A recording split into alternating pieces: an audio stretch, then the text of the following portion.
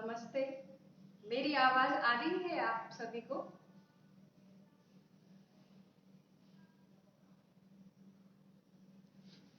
Okay. नमस्ते, आप सभी को मेरा प्रणाम। मैं Shivani Bhardwaj, yoga and holistic health specialist, JRF AIIMS Patna. आज राजमाता अहिल्या योग केंद्र के इस फेसबुक पेज के माध्यम से मैं योग के बारे में कुछ चर्चा आप सभी के सामने करने वाली हूँ। अभी हम थोड़ा और वेट कर लेते हैं ताकि कुछ और लोग जुड़ जाएं और हम अपने इस सेशन को और आगे बढ़ाएं। तो आज का जो टॉपिक है वो है role of yoga in mental illness.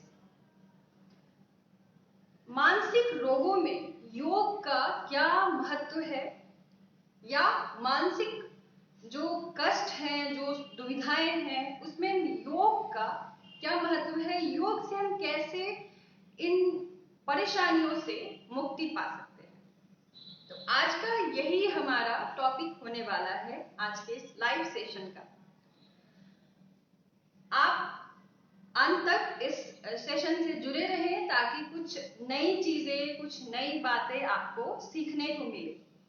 और योग का जो महत्व है, योग जो पूरी जीवन जीने की कला है, वो कैसे है, इस सेशन में आपको ये जानने को मिलेगा।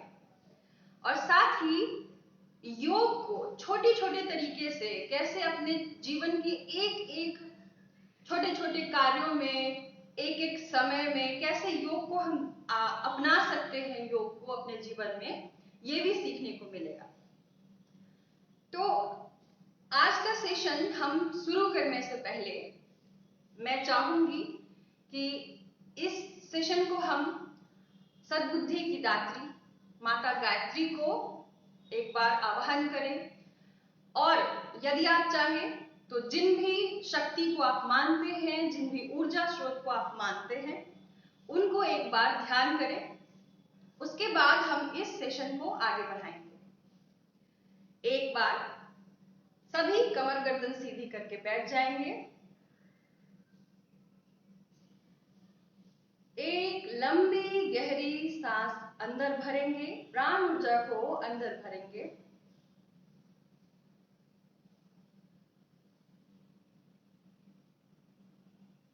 कमर गर्दन सीधी। ओम भूर्भुवः स्वः तत्सवितुर्वरेण्यं भर्गो देवस्य धीमहि धियो यो नः प्रचोदयात्।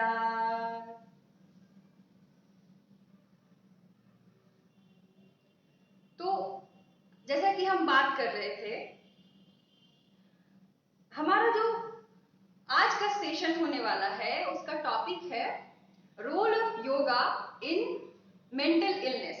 मानसिक रोगों में योग का क्या महत्व है, योग हमको किस तरीके से इन सारे कष्टों से दूर कर सकता है। तो आइए सबसे पहले समझते हैं योग मानसिक रोग क्या है, कैसी स्थिति, क्या क्या कारण है जो कि मानसिक रोगों में परिवर्तित हो सकती है, और मानसिक रोग कितने प्रकार के हैं। कुछ शॉर्ट में इस चीज को समझ लेते हैं ताकि आसान हो योग को अपने जीवन में उतारना, रोग को समझने के बाद। तो मानसिक रोग एक ऐसी स्थिति है जिसमें कि हमारे मानसिक स्थिति या मानसिक संतुलन असंतुलित हो जाता है। मानसिक किसी भी तरीके का जो हमारी सोच है, जो भावनाएं हैं, वह असंतुलित होकर हमारे जीवन शैली, हमारे जीवनचर्या, हमारे व्यवहार को अलग तरीके से, व्यवहार को एक गलत तरीके से इफेक्ट डालता है, उस पर प्रभाव डालता है, हमारे व्यवहार को रोक देता है सही तरीके से करने के लिए। एक ऐसी स्थिति जिसमें हम अपने सोचने, समझने या फिर डिसीजन मेकिंग पावर, ये सारे खो देते हैं। अब ये मानसिक रोग जो है वो या तो एक्यूट होगा या क्रॉनिक। एक्यूट मतलब कि एक ऐसी स्थिति जिसमें कि बहुत सारी प्रॉब्लम्स हमको नहीं हो रही है, डे टू डे लाइफ की जो चीजें हैं वो हम आसानी से कर पा रहे हैं, ऐसी स्थिति एक्यूट कही जाएगी। जैसे चिंता, तनाव और हल्का अवसाद। तो इन सभी स्थिति में हमको पता होता है कि हम ये बीमारी, ये चीज हम सफर कर रहे हैं इस चीज से, मानसिक रोग से। लेकिन एक स्टेज होता है क्रॉनिक, जिसमें कि हमें ये पता ही नहीं होता कि हम किसी रोग से पीड़ित हैं। ठीक है, हमको ऐसा लगता है कि हमें कुछ नहीं हुआ है और हम गलत करते जाते हैं और हमारे जीवनचर्या में जो प्रभाव है वो दिखता चला जाता है, बुरा प्रभाव दिखता चला जाता है। तो अवसाद का बहुत उच्च कोटि या कहे बहुत सारे जो रोग हैं, स्किज़ोफ्रेनिया है, ओसीडी है, वो सारे एक क्रॉनिक लेवल है मानसिक रोग का। तो ये मानसिक रोग स्टेजेस में चलता है। ऐसा नहीं है कि किसी को अचानक से क्रॉनिक मानसिक रोग हो जाए, जीर्ण मानसिक रोग हो जाए, ऐसा बिल्कुल नहीं है। सबसे पहले चिंता, हल्की तनाव, अवसाद और यही सारी चीज जब कंटिन्यूअस हमारी लाइफ में चलती रहती है, छोटी छोटी बातों पे हम तनाव लेने लगते हैं, अवसाद होने लगता है, फिर वो जीर्ण एकदम क्रॉनिक मानसिक मेंटल इलनेस का रूप ले लेता है। तो ये स्टेज एक एक्यूट फेज में ही रोक लिया जाए, अगर उसका समाधान निकाल लिया जाए, तो कभी हमें मानसिक रोग उस तरीके का एक हायर लेवल का होगा ही नहीं। तो हम गलती क्या करते हैं कि अपने जीवनचर्या में छोटे छोटे जो तनाव होते हैं, जो चिंताएं होती हैं, उसको पालने लगते हैं अपने मन में। उसको हम बार बार उसको चिंतन करके, उस पे सोच के उसको पालने लगते हैं, आदत बना लेते हैं, और वही आदत फिर धीरे धीरे अवसाद में परिवर्तित हो जाता है। अब वही धीरे धीरे क्रॉनिक मेंटल इलनेस में परिवर्तित हो जाता है। अब यही बात आती है योग की, कि हम अपने जीवन में कैसे योग को उतारे और छोटी छोटी चीजों पे जो चिंता, तनाव और अवसाद का रूप लेने लगता है हमारे मानसिक चिंतन, मानसिक चीज और व्यवहार, तो उसको हम कैसे योग के माध्यम से सही करें। अब योग क्या है और क्यों जरूरी है, लेकिन उससे पहले हम जानते हैं कि कारण क्या है। हमारी जो चिंताएं हैं, हम जो मानसिक रोग, जो चिंताएं हमारी बदल जाती है, उनका कारण क्या है। सबसे पहला, अत्यधिक सोचना या फिर नकारात्मक सोचना, ओवर थिंकिंग या नेगेटिव थिंकिंग। तो हम किसी भी बात को करने से पहले हम बहुत ज्यादा जब सोचने लगते हैं कि करना चाहिए कि नहीं, होगा या नहीं, इसका रिजल्ट क्या होगा, तो ये जो आदत होती है ये हमारे ओवर थिंकिंग वाली आदत या नकारात्मक कि नहीं मुझसे नहीं होने वाला, तो ये जब आदत बन जाती है तो हमें मानसिक रोग की तरफ ये धकेलता है। ठीक है, दूसरा जो कारण है वो है या तो कोई काम ना करना, वर्कलोड कुछ नहीं होना, या फिर बहुत ज्यादा वर्कलोड होना। तो ये भी चिंता, तनाव और अन्य मानसिक रोगों का कारण बन जाता है कि हम अपनी जितनी हैसियत है या फिर हमारी जितनी कैपेसिटी है उससे अधिक काम ले लेना अपने मन पे और शरीर पे। तीसरा कारण, बैड फूड हैबिट, जो हम खाना खाते हैं वो बहुत ज्यादा खाने लगना, या फिर हर छोटी छोटी चीजों को देख के अब मन में अच्छा लग गया फिर खाने लगना, या बाहरी ज्यादा चीजें खाना, ये सारे भी हमारे मन पे प्रभाव देता है। तामसिक जितनी भोज्य पदार्थ है, जैसे बहुत तला भुना, बहुत ज्यादा फ्राइड खाना, या फिर बहुत ज्यादा जो मसालेदार हैं, ये सारे जो पदार्थ हम लेते हैं वो हमारे मन पे प्रभाव देता है। जैसे बोलते हैं ना, जैसा खाए अन्न वैसा बने मन। तो यही कारण, ये भी एक कारण है। चौथा कारण कि बैड स्लीपिंग हैबिट, है ना। हम क्या करते हैं कि काम को महत्व देते हैं लेकिन अपने रेस्टिंग फेज को महत्व नहीं देते हैं। कहने का मतलब कि हम 10 घंटे काम करते हैं लेकिन सोने का जो समय है या सोने का तरीका है वो कम या गलत होता है हमारा। लेट से सोना, लेट से जगना, या फिर सही तरीके से नींद ना आना, और सोने का तरीका, सोने जाते हैं तो मोबाइल देखते हुए सोना, या फिर तनाव लेके सोना। तो ये जो सोने का तरीका और सोने का समय, कुछ लोग बहुत कम सोते हैं, 4 घंटे 5 घंटे, उनको नींद नहीं आती सही से। तो ये भी एक कारण है मानसिक रोगों का। अगला है किसी भी फिजिकल एक्टिविटी, या तो योग, एक्सरसाइज, किसी भी तरीके का फिजिकल एक्टिविटी हम नहीं करते। हमारा शरीर बहुत स्थूल होता है, बहुत ज्यादा फैट होता है हमारे शरीर पे, तो वो भी हमारे मन पे दुष्प्रभाव डालता है। मतलब कि हम अपने मन को शरीर से अलग समझने लगते हैं और इसलिए शरीर पे ध्यान नहीं देते, और शरीर स्थूल, मोटा, और या फिर कहें कि एकदम चर्बी युक्त, तो वो भी हमारे मन को प्रभावित करता है। और छोटी छोटी बातों पे हमको इरिटेशन होने लगता है, गुस्सा आने लगता है, और वही हमारे तनाव और मानसिक रोग का कारण बन जाता है। तो मैंने कुछ कारण बताए जो बेसिक कारण है। अक्सर हमारे जीवन में वो चीजें हम गलती करते हैं और हमें पता भी नहीं होता, और वो फिर रोगों का कारण बनता है। अब बात करते हैं योग की, कि योग को हम कैसे अपने जीवन में उतारें और मानसिक, शारीरिक रूप से तो स्वस्थ होंगे ही, लेकिन मानसिक रूप से भी स्वस्थ होंगे। तो ऐसे कौन कौन से तरीके हैं योग? सबसे पहले ये जानने और समझने की जरूरत है कि योग केवल एक्सरसाइज, फिजिकल एक्टिविटी नहीं है, या फिर योग केवल आसन और प्राणायाम तक ही सीमित नहीं है। योग बहुत ही महत्वपूर्ण और जीवन जीने की शैली। बोलते हैं कि योग जीवन जीने की कला है।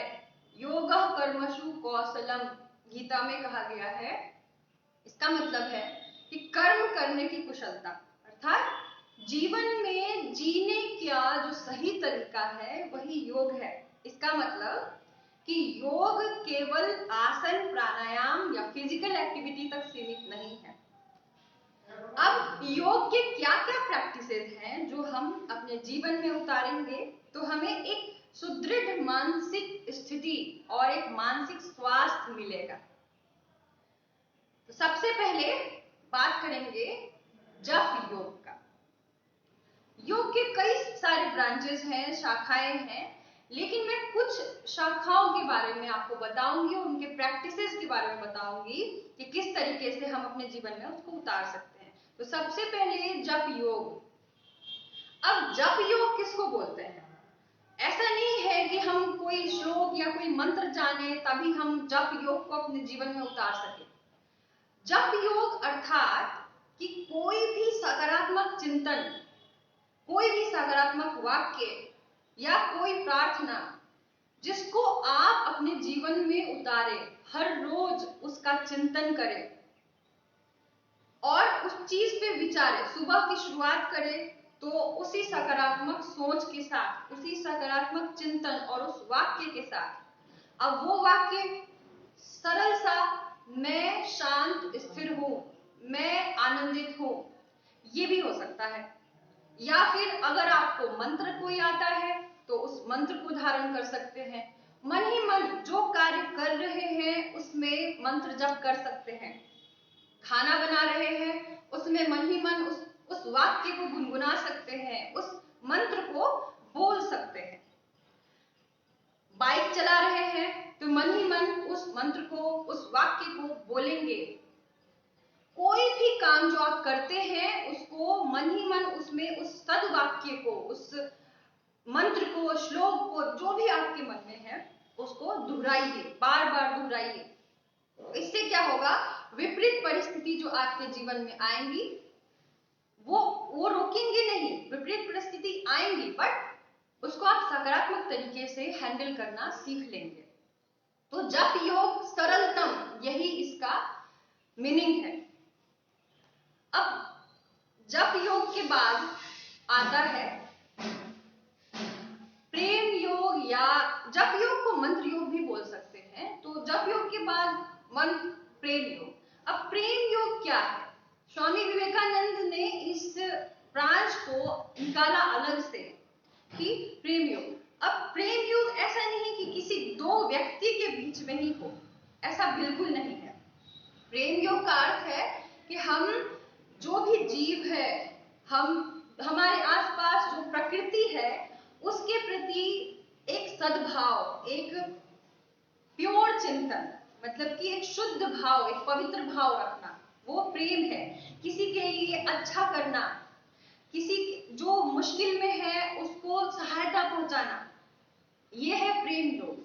तो कोशिश करें कि हर रोज कोई ऐसा कार्य करे अपने काम के अलावा जिससे किसी दूसरे को खुशी मिले, वो अंदर से प्रसन्न हो।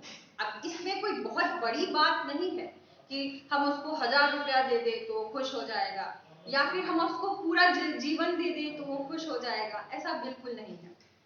आप किसी को रोड पे जाते वक्त सहायता कर दे, वो भी प्रेम योग है। आप किसी को कोई अच्छी बात बोल दे और वो खुश हो जाए, वो भी प्रेम योग है। आप किसी को किसी कार्य के लिए मोटिवेट कर दे और वो उस कार्य को करने के लिए तैयार हो जाए, अच्छा कार्य, वो भी प्रेम योग है। किसी को अच्छा विचार दे दे, वो भी प्रेम योग है। तो इस तरीके से कोशिश करें कि अपने काम के अलावा हम हर रोज कोई ऐसा कार्य करें जिससे कि सामने वाले के जीवन में कुछ अच्छा हो, उसके चेहरे पे स्माइल आ जाए, वो खुश हो अंदर से।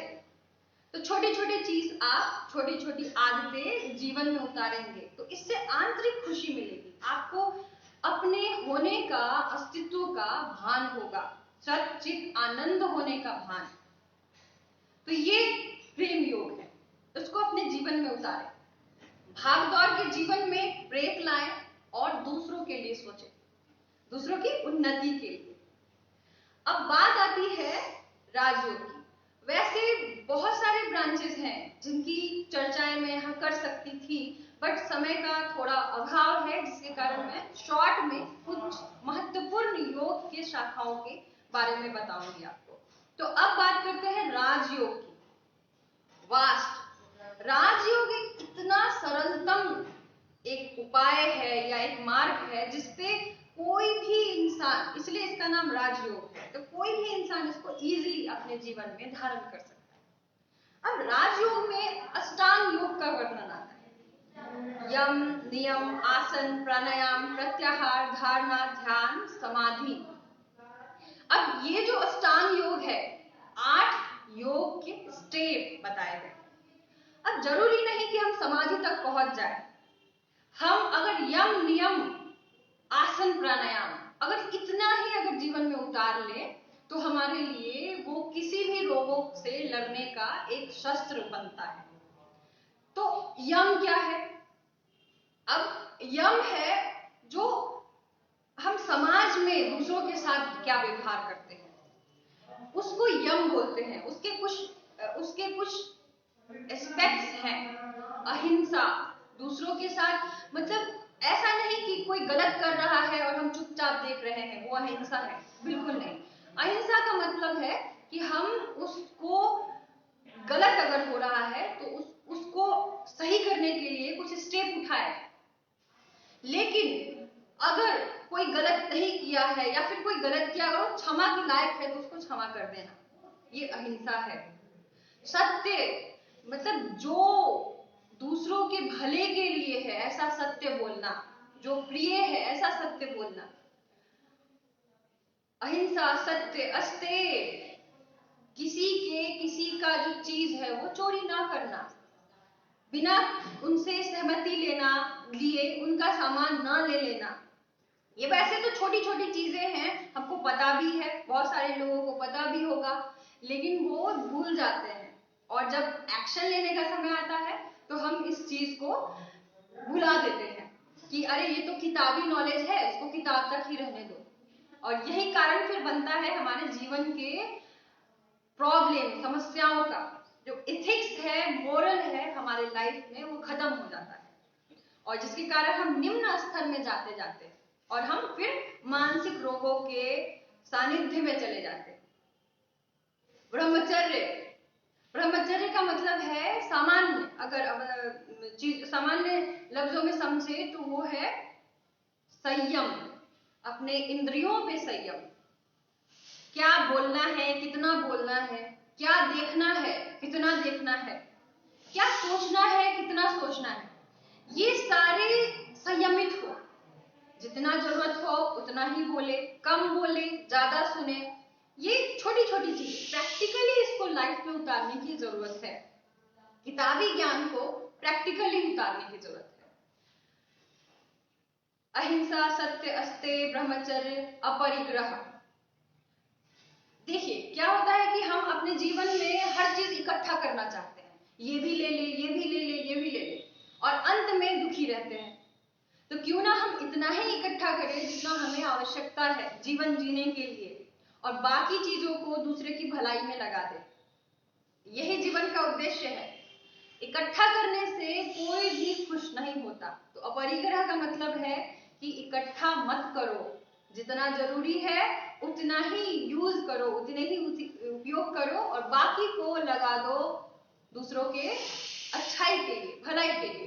अब मैं एक छोटा सा एग्जांपल दूंगी कि टाटा कंपनी या किसी भी कोई भी जो बड़े महान हुए हैं, वो जो कमाते थे या जो कमाते हैं उसका बहुत कम अपने पे यूज करते हैं। चाहे वो एपीजे अब्दुल कलाम हो, चाहे टाटा कंपनी के जो भी मालिक हैं, तो वो लोग जो महान हुए हैं उनका ये एक चीज रहा है कि वो खुद पे बहुत कम खर्च करते हैं और दूसरों की उन्नति के लिए, दूसरों की भलाई के लिए ज्यादा यूज करते हैं, और उनका जो सक्सेस होता है वो स्टेबल होता है।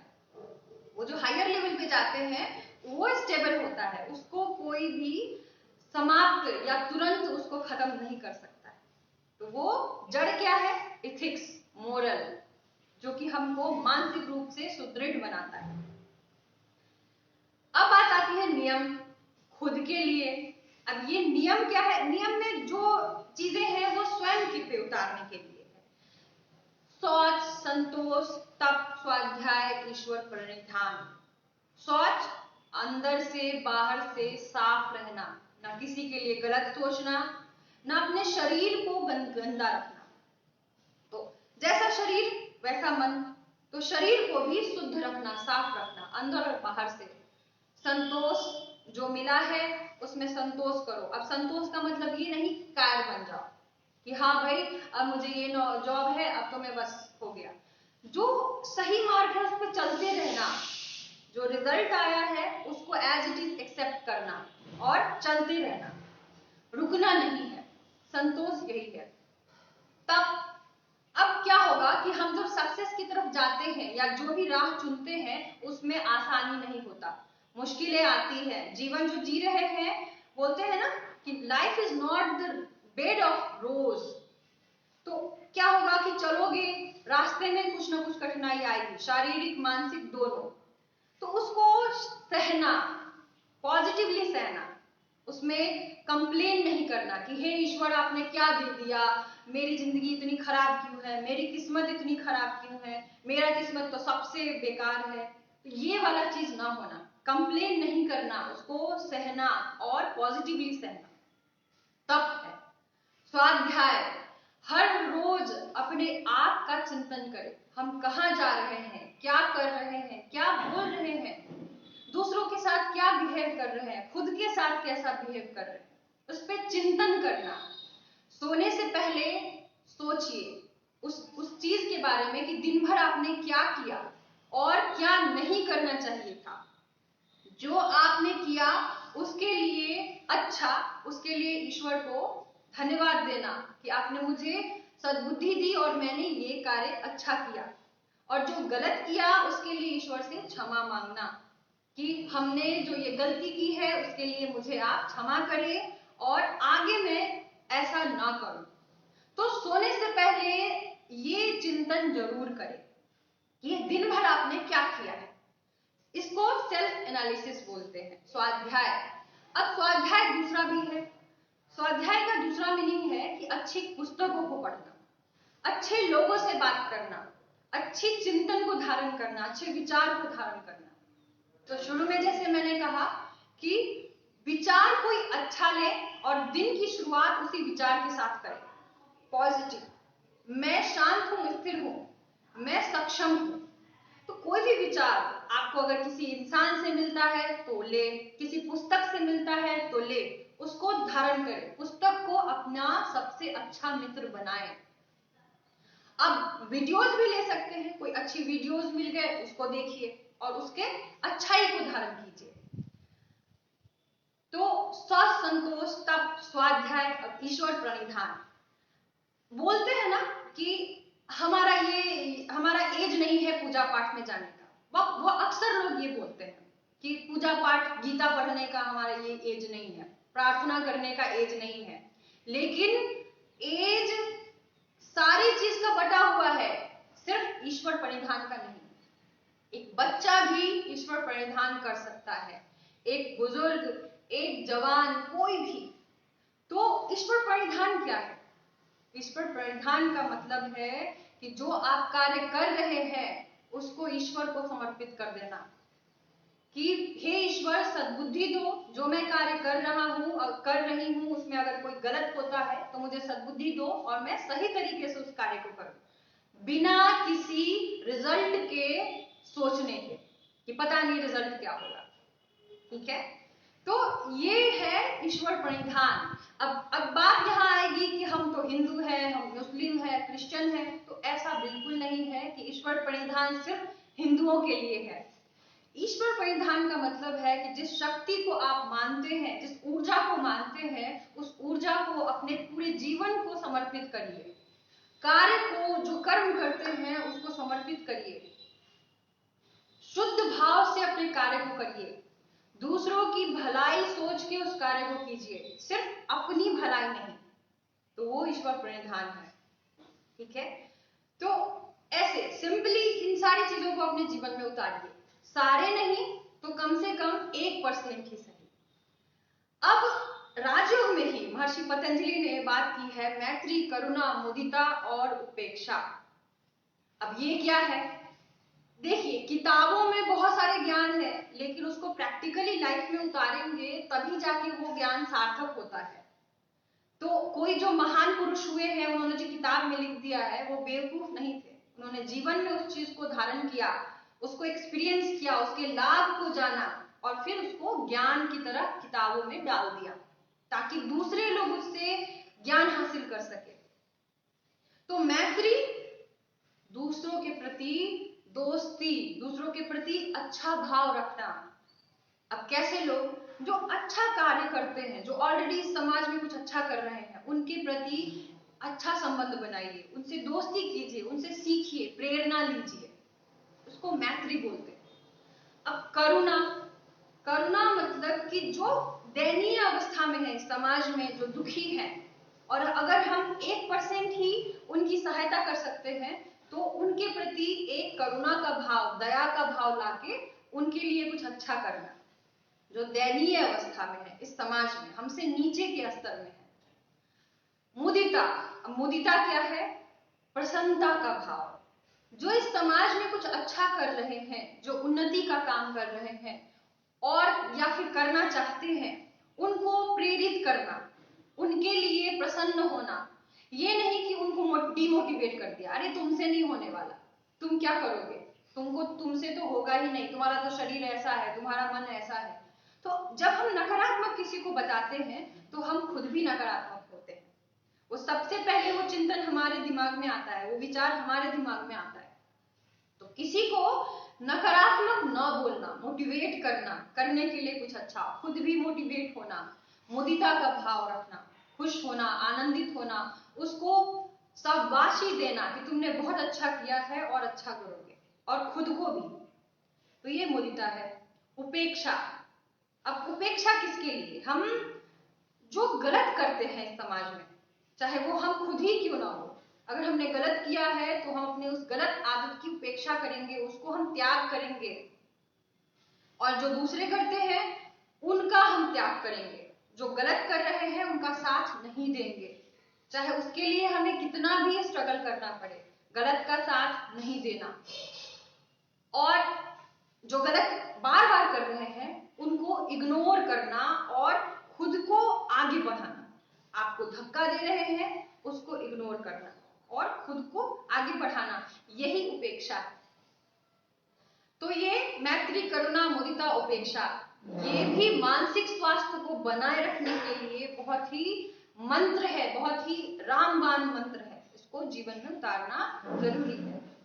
अब बात आती है प्राणायाम, आसन की। अब हम बात करेंगे प्राणायाम और आसन की, जो प्रैक्टिकल है। बाकी ज्ञान भी सारे प्रैक्टिकल थे, बट इसको हम क्रियान्वित करके अभी आपको दिखाएंगे और आप उसको सीखने की कोशिश करेंगे। कुछ आसन और कुछ प्राणायाम। तो सबसे पहले हम प्राणायाम की चर्चा करते हैं। अपने सांसों को, हठ योग में कहा गया है चले वातम चले चित्तम, मतलब जैसे आप सांस को रेगुलेट करते हैं वैसे ही आपका मन भी रेगुलेट होता है। सांस की गति अच्छी हो तो मानसिक स्थिति अच्छी होती है। तो कैसे, अब इसको कैसे करें? तो प्राणायाम एक ऐसा जरिया है, प्राणायाम ही एक ऐसा तरीका है जिसके माध्यम से अपने सांस को आप कंट्रोल कर सकते हैं, रेगुलेट कर सकते हैं और उससे मन को रेगुलेट कर सकते हैं। जब भी कोई चिंता, तनाव या फिर कोई भी इस तरीके की प्रॉब्लम आती है लाइफ में जो आप हैंडल कर नहीं पा रहे हैं, उसके लिए मुश्किलें हो रही है आपको, तो सबसे पहला कार्य अपने सांसों को रेगुलेट करना शुरू कीजिए। चिंता, तनाव, भय आए तो तुरंत से कहीं किसी अच्छे से शांत जगह पे बैठ जाइए, रूम को बंद कर लीजिए, खिड़कियां खोल लीजिए और आराम से सांसों को धीमा कीजिए, रेगुलेट कीजिए। अब क्या क्या तरीके हैं? सिंपल भ्रामरी, नाड़ी शोधन, अनुलोम विलोम, कपालभाति, बहुत सारे प्राणायाम है जिसमें से आप एक या दो चुने और उसको रेगुलर करें। तो आज मैं दो प्राणायाम आपको सिखाऊंगी। पहला भ्रामरी, दूसरा अनुलोम विलोम, जो कि सिंपलेस्ट है। अब भ्रामरी कैसे करते हैं? किसी भी ध्यानात्मक मुद्रा में कमर गर्दन सीधी करके आराम से बैठ जाइए।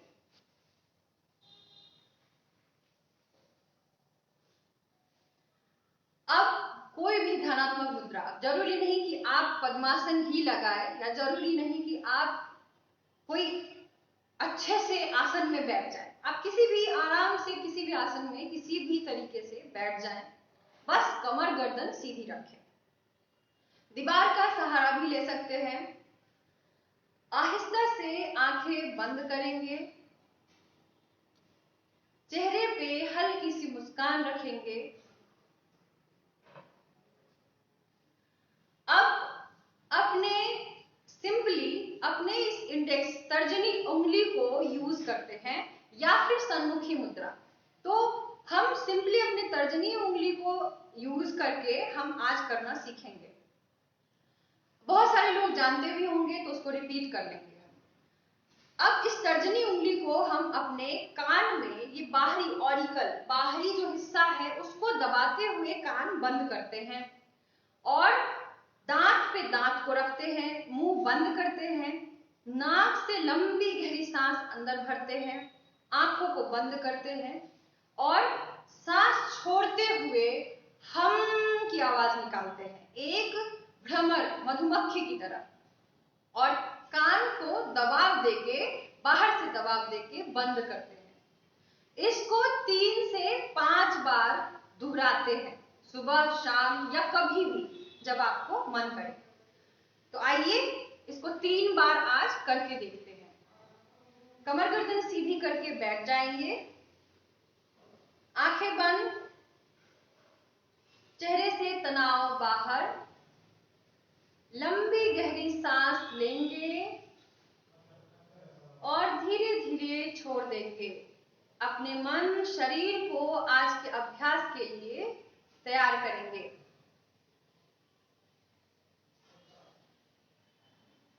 कान को बाहरी आउटर पिन्ना के ऑरिकल से दबाएंगे अपने तर्जनी उंगली से। दांत को दांत पे रखेंगे, मुंह को बंद करेंगे। एक लंबी गहरी सांस नाक के माध्यम से लेंगे और छोड़ते वक्त हम की आवाज, कान बंद।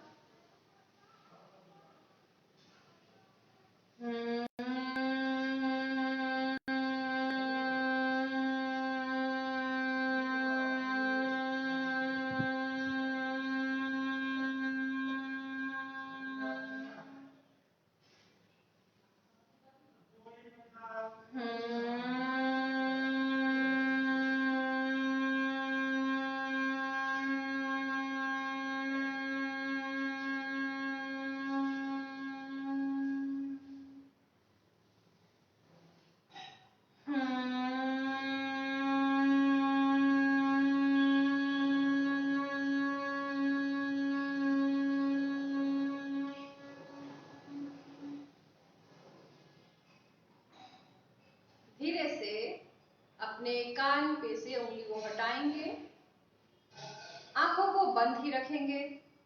उस वाइब्रेशन को फील कीजिए अपने पूरे शरीर में, उस कंपन को महसूस कीजिए। धीरे से अपने हथेलियों को आपस में रगड़िए और आंखों और चेहरे पे ले जाएंगे। धीरे धीरे आंखों को खोलेंगे अंदर में ही और हाथों को पूरे शरीर पे लगाएंगे। ध्यान ये रहे कि आपको तुरंत से आंख नहीं खोलना है और आंखों को जब भी खोले तो हाथ हथेलियों के अंदर में खोलेंगे और फिर पूरे शरीर पे अपने हाथों की ऊर्जा को पूरे शरीर पे लगाएंगे। फिर धीरे धीरे उस कंपन को महसूस करेंगे। तो ये था भ्रामरी।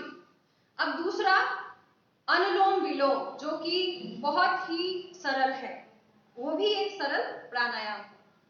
तो अनुलोम विलोम के लिए या तो आप प्रणव मुद्रा का उपयोग करें, अपने तर्जनी और मध्यमा उंगली को ऐसे अपने अंगूठे के जड़ में रख के प्रणव मुद्रा लगा सकते हैं, या फिर सिंपली इस तरीके से अपने अंगूठे और तर्जनी को यूज करके अनुलोम विलोम कर सकते हैं, कोई दिक्कत नहीं है। तो आज हम सिंपलेस्ट वे में करते हैं। अपने अंगूठे से दाएं नासिका के छिद्र को बंद करते हैं और तर्जनी से बाएं नासिका के छिद्र को बंद करते हैं। अब बाएं से शुरू करते हैं सांस लेना, दाएं को बंद करके, फिर लंबी गहरी सांस लेके बाएं को बंद करके दाएं से सांस छोड़ देते हैं।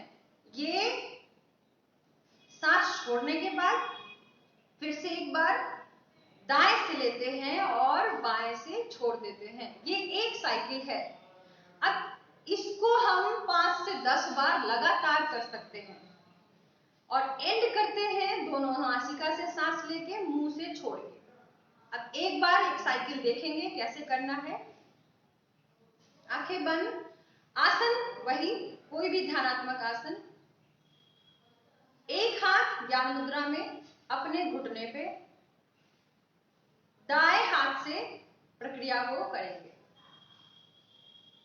दाएं नासिका बंद, बाएं से लंबी गहरी सांस खींचेंगे,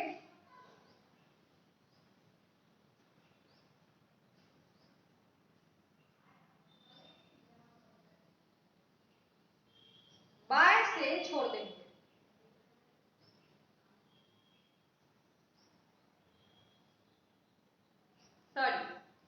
दाएं से सांस छोड़ देंगे। पुनः दाएं से सांस लेंगे,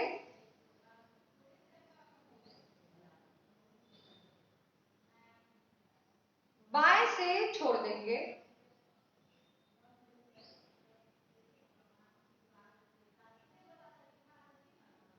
एक साइकिल कंप्लीट होने के बाद दोनों नासिका छिद्र से सांस लेंगे, मुंह से छोड़ देंगे।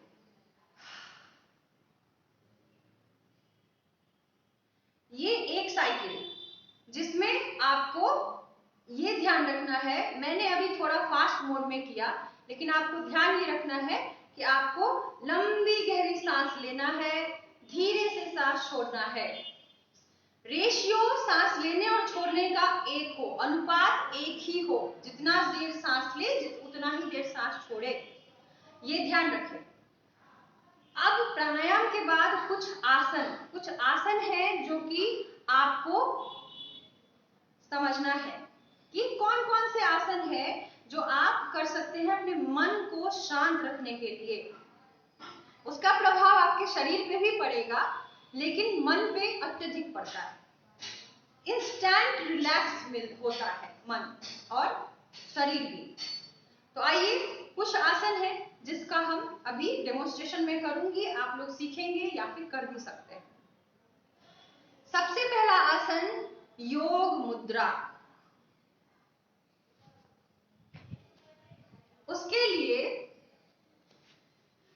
आराम से आप वज्रासन में बैठेंगे।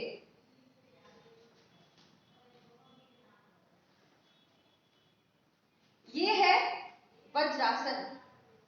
अपने घुटनों को, अपने एड़ी को और अपने पंजे को बाहर की तरफ खोल देते हैं और अपने घुटने पे बैठते हैं। अपने एड़ियों पे बैठते हैं और घुटना आपस में जोड़ के रखते हैं। हाथों को पहले घुटने पे, सांस एक लंबी गहरी लेते हुए हाथों को धीरे धीरे ऊपर उठाते हैं। सांस छोड़ते हुए अपने सिर को जमीन से लगा के वहीं रुकते हैं, धीरे धीरे।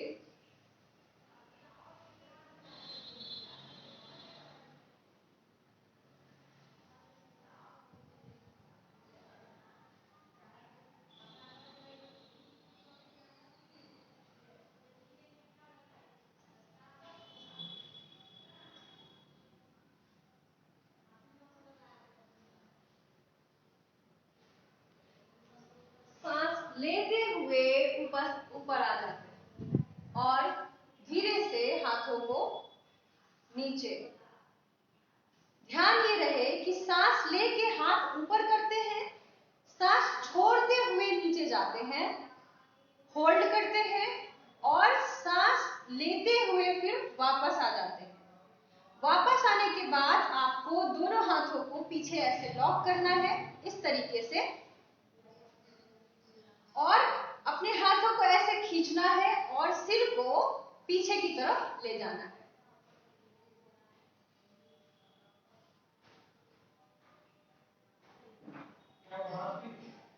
धीरे से वापस आ जाएंगे, काउंटर पोज कर लेंगे। अब इसमें ध्यान ये रखना है कि जिन लोगों की सर्जरी हुई है पेट की, या फिर जिनका पेट खाली नहीं है, या फिर जिनको घुटने में प्रॉब्लम है बहुत ज्यादा, वो इस आसन को ना करें और कोशिश करें। और जिनको घुटने में प्रॉब्लम है उनके लिए मैं दूसरे आसन बताऊंगी। तो बस इन सब चीजों में आपको थोड़ा अवॉइड करना है, बाकी इसको कोई भी आराम से कर सकते हैं। और दूसरा कि प्रेगनेंसी के वक्त भी इस आसन को नहीं करना होता है। दूसरा आसन है बाल आसन। बाल आसन किस तरीके से करेंगे? वज्रासन में ही बैठेंगे आराम से और अब सांस लेते हुए दोनों हाथों को फिर से ऊपर उठाते हैं, धीरे से अपने सांस छोड़ते हुए नीचे जाएंगे और अपने हाथों को इस तरीके से पीछे ले आएंगे और पेट धीरे धीरे सिर जमीन पे ले जाएंगे।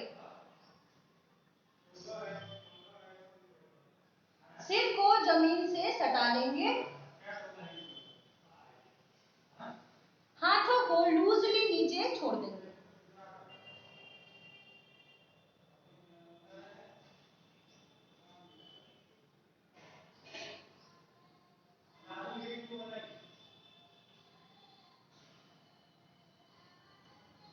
धीरे से ऊपर आ जाएंगे,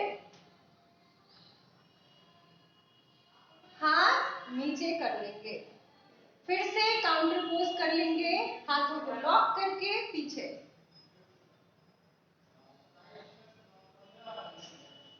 धीरे धीरे वापस। तो ये दोनों वज्रासन में ही करते हैं। होल्ड आप चाहे तो 30 सेकेंड 40 सेकेंड कर सकते हैं। इस बालासन में भी आपको वही सावधानियां रखनी है जो कि आपने योग मुद्रा में रखा था। अब तीसरा आसन है बद्ध कोण आसन।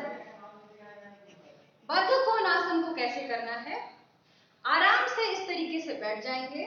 अब धीरे से सुखासन में बैठने के बाद धीरे से अपने दोनों पैरों को, अपने एंकल ज्वाइंट को पकड़ते हुए इस तरीके से ले आएंगे और अपने सोल को एक दूसरे से सटा देंगे। कमर, गर्दन, कंधा सीधा, सिर सीधा। अब क्या करना है? जरूरी नहीं कि आपका ये घुटना एकदम नीचे ही चला जाए, जमीन से ऐसे सट जाए, जरूरी नहीं है। आपको क्या करना है? ऐसे है तो ऐसे ही रखना है, ऐसे है ऐसे ही रखना है। हाथों को ऐसे लॉक करेंगे और इस तरीके से पकड़ लेंगे, सामने से ऐसे पकड़ेंगे और कमर गर्दन सीधी करके इसको जितना हो सके अपनी तरफ खींच लेंगे और सीधा बैठेंगे, सांस सामान्य। इसी मुद्रा में बैठेंगे 30 से 40 सेकेंड या 5 सेकेंड, 10 सेकेंड, जितना भी हो सके। आंखें बंद कर लेंगे।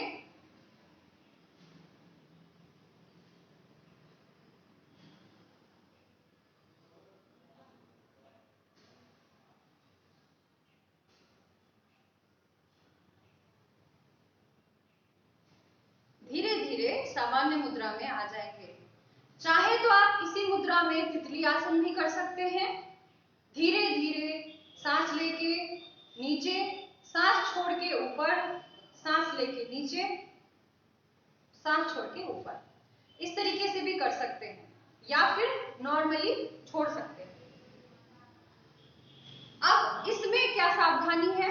इसमें सावधानी बस एक ही है कि यदि आपका मासिक धर्म पहला दिन है या दूसरा दिन है तो इसको आप थोड़ा अवॉइड कर सकते हैं। अगर बहुत ज्यादा दर्द है तो, नहीं है तो इसको कर सकते हैं। और जिनको घुटने में प्रॉब्लम है वो भी कर सकते हैं, इसमें कोई दिक्कत नहीं है। बस कमर, गर्दन और रीढ़ की हड्डी आपकी सीधी हो, ये ध्यान रखेंगे। और आंखें बंद, चेहरे पे एकदम शांति, सांस लंबी गहरी सामान्य। अब दूसरा अगला जो प्रैक्टिस है योगासन, वो है सुप्त बद्ध कोणासन। अब इसी में आपको क्या करना है? पीछे लेट जाना है आराम से। अपने चाहे तो हाथों को बगल में रख ले, चाहे तो उसको पकड़ के रखें, इसमें कोई दिक्कत नहीं है। देखेंगे कैसे करना है। आराम से इस तरीके से बैठ जाएंगे।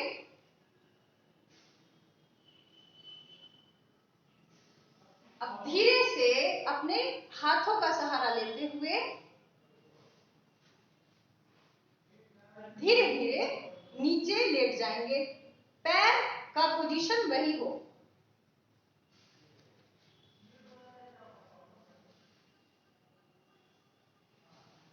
हाथों को अपने जांघ पे रख सकते हैं या बगल में।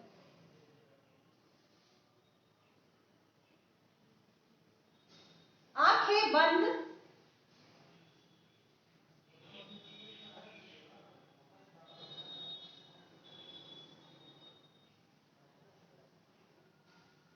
धीरे धीरे ऊपर की तरफ उठ जाएंगे, हाथों का सहारा लेते हुए। ये था सुप्त बद्ध कोण आसन। अब ये आसन भी आप इजीली कोई भी कर सकते हैं, इसमें कोई बहुत ज्यादा सावधानी की जरूरत नहीं है। बस ध्यान ये रहे कि नीचे जाते वक्त हाथों का सहारा ले, उठते वक्त हाथों का सहारा ले सकते हैं, और अगर खुद से करने में दिक्कत हो तो किसी का सहायता ले सकते हैं। अब जो अगला यौगिक प्रैक्टिस है उसको करने के लिए मदिरा आसन। अब जैसे मैं एक वज्रासन में जो भी 2 आसन बताया है उसमें आप तीसरा ये ऐड कर सकते हैं। मदिरा आसन किसको बोलते हैं? अब इसका नाम ही है मदिरा आसन। अंदर से आपको प्रसन्नता देती है, तुरंत हाइपोटेंशन हो जाता है, बहुत ज्यादा गुस्सा आ जाता है तुरंत से, उसमें अगर ये आसन लगा लेते हैं तुरंत से तो आपको रिलैक्स मिलता है। उसके लिए वज्रासन में बैठते हैं, इस तरीके से वज्रासन में बैठ गए। आपको अपना जो ये हथेली है वो रखना है अपने इस पंजे के ऊपरी हिस्से के नीचे ऐसे, और दूसरे साइड से भी रखेंगे और ऐसे सीधा करके बैठ जाएंगे, कमर गर्दन सीधी।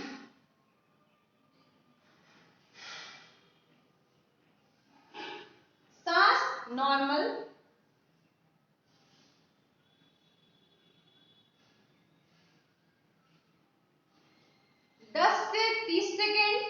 आप ऐसे बैठेंगे तो आपको तुरंत से ब्लड प्रेशर नॉर्मल होगा, आपका गुस्सा शांत होगा, अच्छी नींद आएगी। तो ये जो आसन है ये आप कभी भी कर सकते हैं, इसमें खाने का कोई भी नियम नहीं है। तो ये कुछ आसन थे जो कि इजीली कोई भी कर सकते हैं।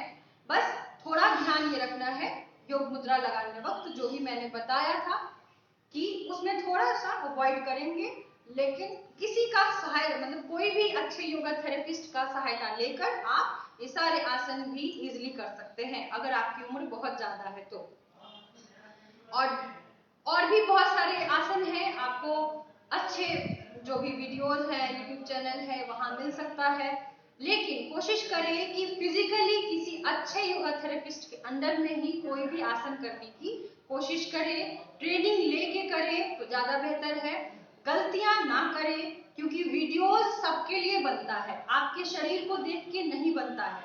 तो ध्यान ये रखें कि अपने शरीर के अनुसार ही करें, जबरदस्ती ना करें, और ध्यान रखें कि आपका शरीर क्या रिस्पॉन्स दे रहा है।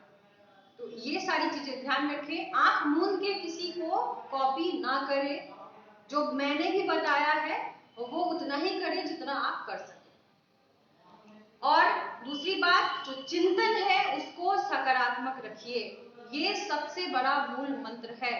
इससे सारे मानसिक रोग, सारे तनाव, सारी चिंताएं, भय समाप्त होता है।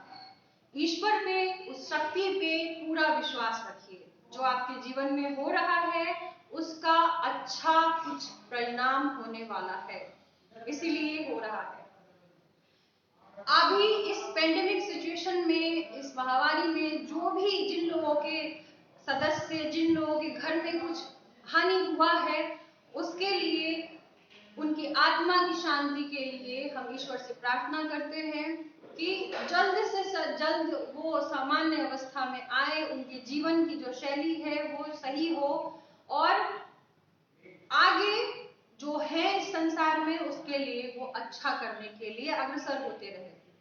आशा है आपको आज का ये सेशन अच्छा लगा हो, आपने 1% ही सही कुछ अच्छा सीखा हो, और उसको जीवन में उतारेंगे, अवश्य उतारेंगे, और मानसिक रूप से, शारीरिक रूप से स्वस्थ रहेंगे, साथ ही दूसरों को प्रेरित करेंगे स्वस्थ रहने के लिए, शारीरिक, मानसिक, आध्यात्मिक और सामाजिक रूप से।